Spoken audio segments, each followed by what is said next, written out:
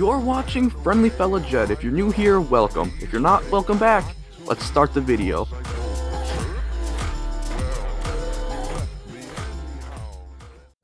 Anyone who knows me in real life will also know that I love the Roman Empire. I mean, geez, I have my favorite Roman emperor as my screensaver. If that doesn't tell you my devotion, I really don't know what will. I mean, just look at him in all of his beauty and glory. It's wonderful. So when I found out that Paradox, one of the grand champions of the strategy genre, was making a game all about the rise of Rome, I just had to pre-order it as soon as I could. Imperator Rome is a strategy game which takes place in ancient Rome during the rise of the Roman Republic. There are barbarian tribes to the north and west, the powerful successor empires of Alexander to the east, and the mighty trade empire of Carthage in the south. And as Rome, you are in the middle of all of it, quite literally. Like every other Paradox game, it starts off in a very interesting time period. So all of this sounds great, doesn't it? So how did they mess it up? As always, we'll start with the positives. For one, the map in this game is probably the best looking out of all the Paradox games. Unlike EU4, it's just so detailed. It's filled with lakes, sand, cities, ports, mountains, and trees, and flowers, and chirping birds, and basket weavers that sit and smile and twiddle their thumbs and toes, and they're coming to take me away, haha. But seriously, I actually feel as if I'm actually looking over my land. I'm no longer looking over just a map. I feel as if I'm actually there, commanding my armies, managing my cities. Also, governing your empire is pretty fun too. You can set your own laws, you can set your own taxes, issue edicts, and ultimately, your growing empire can be built to your liking. I like it. Also, there are so many different factions to play as in this game. From the rising power of Rome to an established Macedonian successor state to Greek cities and barbaric tribes. A lot of these probably do play the same, but I think it's better to have them than to not. I've heard a lot of people complain that the UI is way too messy. I don't know. While Paradox could never really nail down their user interfaces and they often look intimidating to newer players, I do think that this one is okay. Within no time, I found myself absolutely surfing through the various tabs quite easily. I also think this game is also easy to learn too. Within an hour or two, I had grasped the game quite easily, and I was able to switch the game difficulty from very easy to normal. So those are some things that I liked about the game. So what didn't I like about it? Oh boy! The tutorial sucks. While the game is relatively easy to learn, the tutorial only teaches you about half of what you really need to know, prompting you to just look up an internet walkthrough instead. Also, there are a lot of nations, but they play practically the same. I've heard there are only 3 types of factions really: republics, tribes, and monarchies. While each of these 3 types of factions have different playstyles, you'll find that within their own class, they play exactly the same. Rome and Carthage, despite being 2 different nations with 2 vastly different cultures, play practically the same way as republics. Look, I get it, there's like 1 or 2 or 400 different factions in the game. They shouldn't all have meticulous care and detail put into them. But when I play 5 different factions and feel as if all of them play the same, you've messed up. At least put some more detail into the cultures and government of some of the more prominent nations like the Greek city-states or the more prominent tribes in Gaul or Hispania. To put it simply, none of the nations feel unique. The only thing that really sets them apart from each other is their location. The soldiers for each of these factions are also literally the same. One unit of a Roman heavy infantry unit is the same as one unit of a Greek heavy infantry unit, or one Egyptian heavy infantry unit. There's no diversity, which is totally historically inaccurate. Triarii, Histati, hell, even the Rurari. 3 types of soldiers unique to the Roman civilization, not one represented in this game. I could go on with other nations that have soldiers unique to themselves. Also, there's only one ship for naval combat. One! Of all the diverse ship designs of the navies in the ancient world, there's only one. Really, naval combat just comes down to numbers. Who has more ships? Her. Disappointing. Now, speaking of combat, while Paradox has certainly added some layers to combat, added more detail and whatnot, it still kind of comes off as a rock, paper, scissors kind of thing. But it's okay, all things considering. However, it's also very hands-off.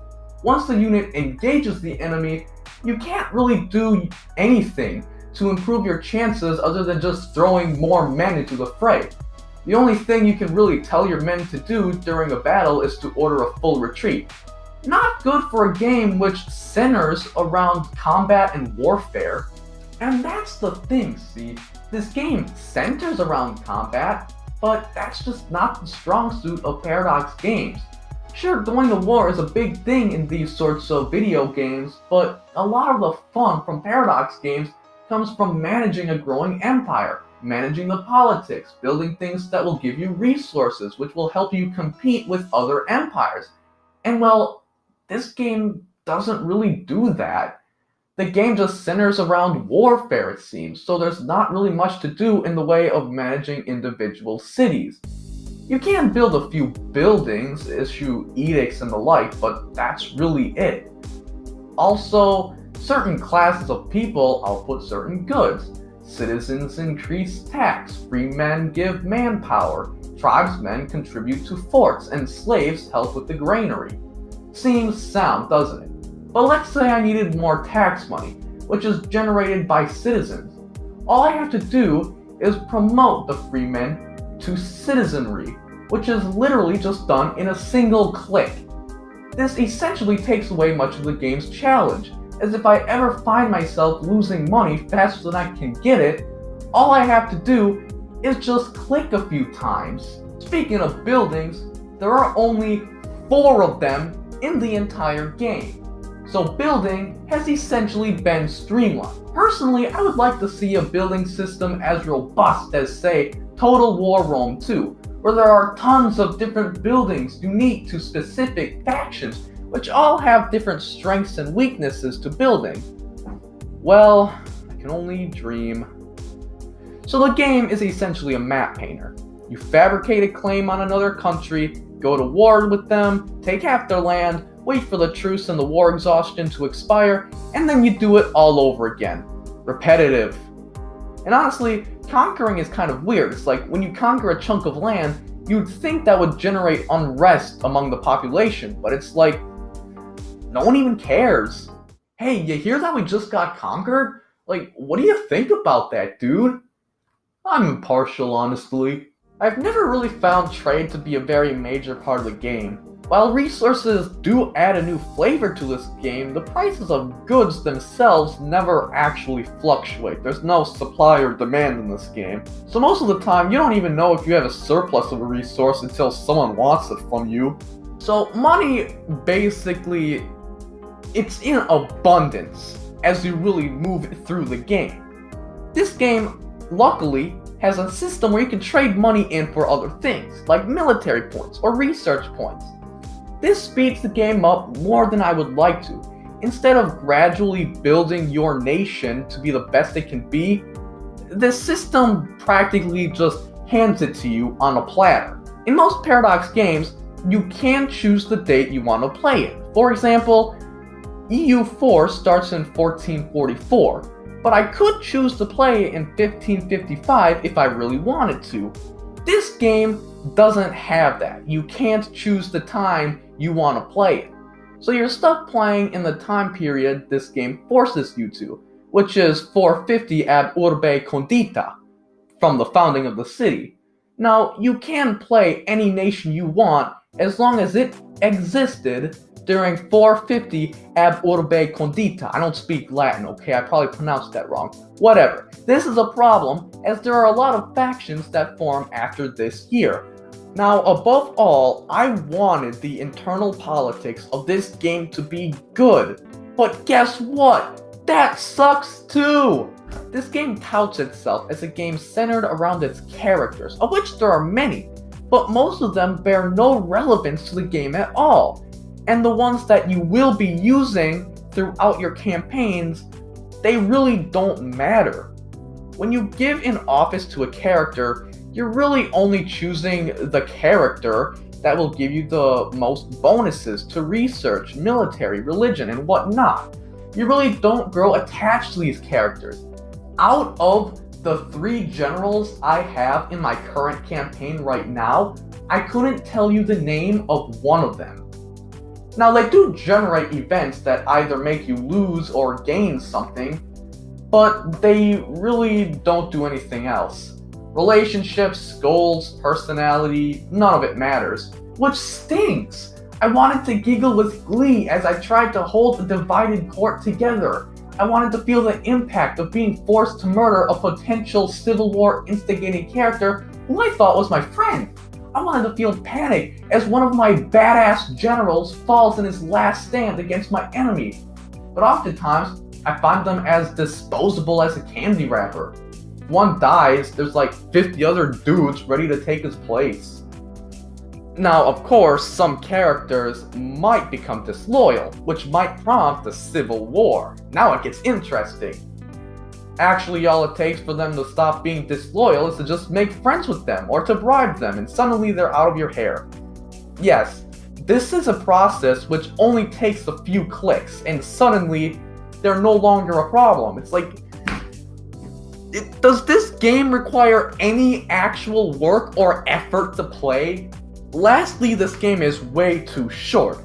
It only lasts for 277 years, which is below average for a Paradox game.